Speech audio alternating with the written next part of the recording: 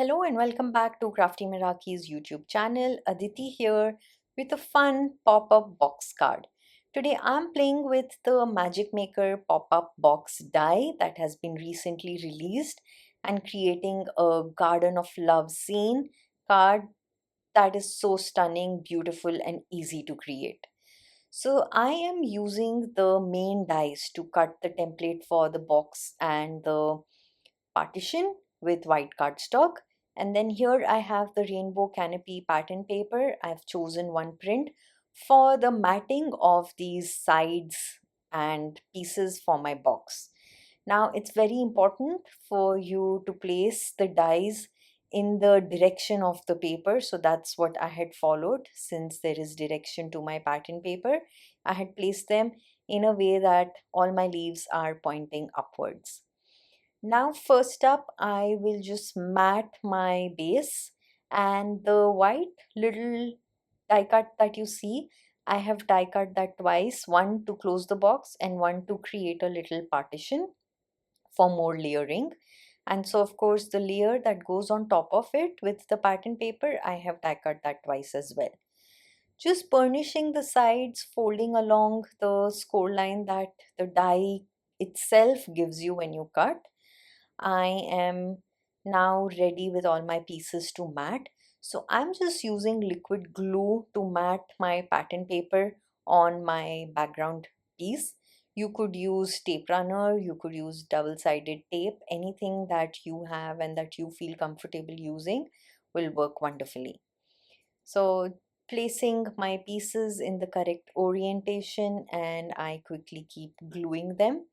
And just like that, by gluing the mats with the pattern paper, the entire box is beginning to come to life. I haven't even added any other elements, but it already looks so colorful and stunning. And it's just easy to create such 3D pop-up interactive cards using this die. So now that I have my two elements ready, I am going to glue them.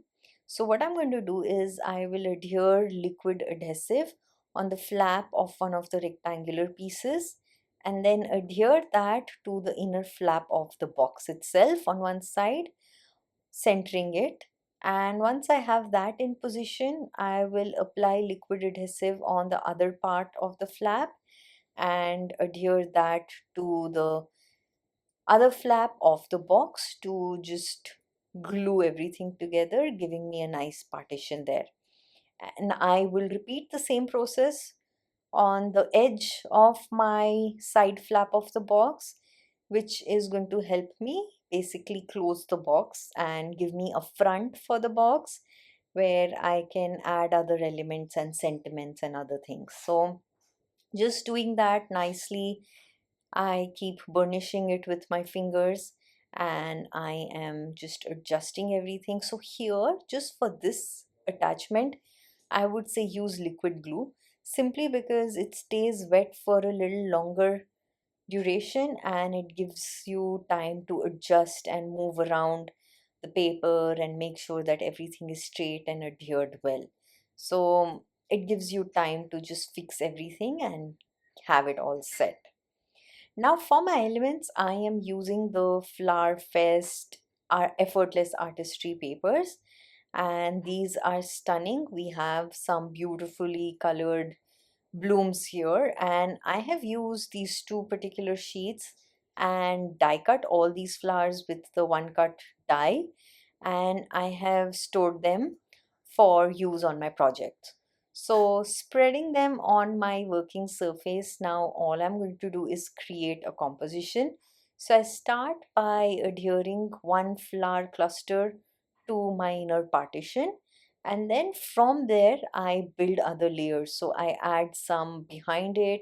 I use foam tape for some to just bring in a little depth and dimension. I alternate colors. I bring in a variety. I use liquid adhesive at some places. So that really helps create that illusion of depth and gives me that feel of a garden that I am looking for with this 3D pop-up box.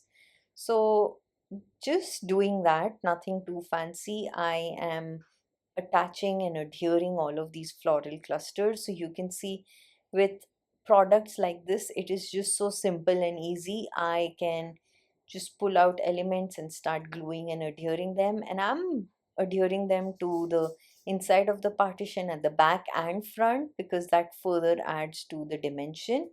I then play around with the elements to see if I need any more, where I need them, until I finally like one right at the front of my box, offsetting it, creating a nice variation in my layers of the flowers through the box.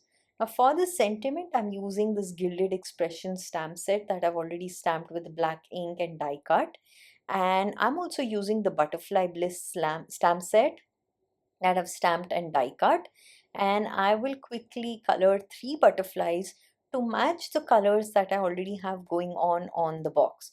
So I'm going to use yellow, purple, orange, red, and the purple is not exactly a deep purple, it's more of a magenta, pinkish purple tone.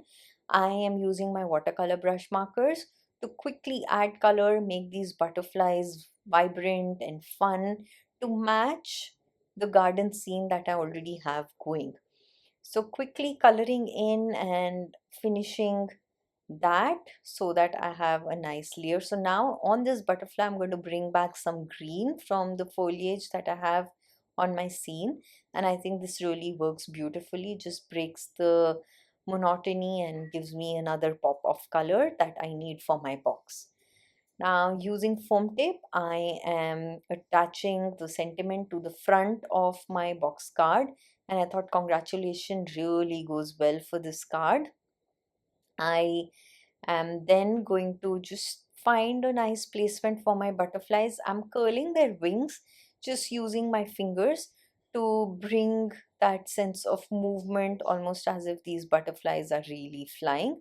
So I have decided on a composition, and once that's done, I just use liquid adhesive right in the center, just the region of the body, and adhere that to the box, making sure the wings are uprooted, further adding that dimension and that sense of flutter. So with that, I can then add some embellishment. I'm using the amber opal stones from this new release and just adding them to the butterfly to just accentuate and embellish them. With that, my pop-up box is complete, and you can see how beautiful that garden scene has come about together. So that is a look at it, and I really hope that this inspires you to create your own 3D cards. Until the next time, take care and bye-bye.